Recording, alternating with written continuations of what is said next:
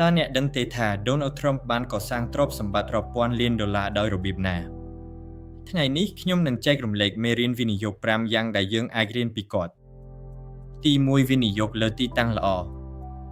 Trump ជឿថាអចលនទ្រព្យដែលស្ថិតនៅទីតាំងល្អមានឱកាសកើនតម្លៃខ្ពស់ជាងគេ ទី2 ប្រើប្រាស់កម្ចីដោយប្រុងប្រយ័ត្ន គាត់បានប្រើប្រាស់កម្ចីធនាគារដើម្បីពង្រីកគម្រោង ប៉ុន្តែការប្រើបំណុលច្រើនពេកក៏អាចមានហានិភ័យផងដែរ ទី3 បង្កើតម៉ាកយីហោផ្ទាល់ខ្លួន ឈ្មោះ Trump ត្រូវបានប្រើលើអគារសណ្ឋាគារនិងអាជីវកម្មជាច្រើនដែលជួយបង្កើនតម្លៃអាជីវកម្ម ទី4 មើលឃើញឱកាសនៅពេលអ្នកដទៃខ្លាច នៅពេលទីផ្សារមានបញ្ហាគាត់តែងស្វែងរកទ្រព្យសម្បត្តិដែលអាចទិញបានក្នុងតម្លៃទាប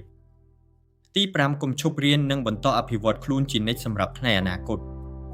ទោះជាជោគជ័យក៏ដោយ Trump តែងតែសិក្សាពីទីផ្សារការចរចានិងឱកាសអាជីវកម្មថ្មី ប៉ុន្តែចាំថាមិនមែនគ្រប់ការវិនិយោគរបស់ Donald Trump សុទ្ធតែជោគជ័យទេ មេរៀនសំខាន់គឺត្រូវសិក្សាគ្រប់គ្រងហានិភ័យនិងធ្វើការសម្រេចចិត្តដោយផ្អែកលើទិន្នន័យមិនមែនអារម្មណ៍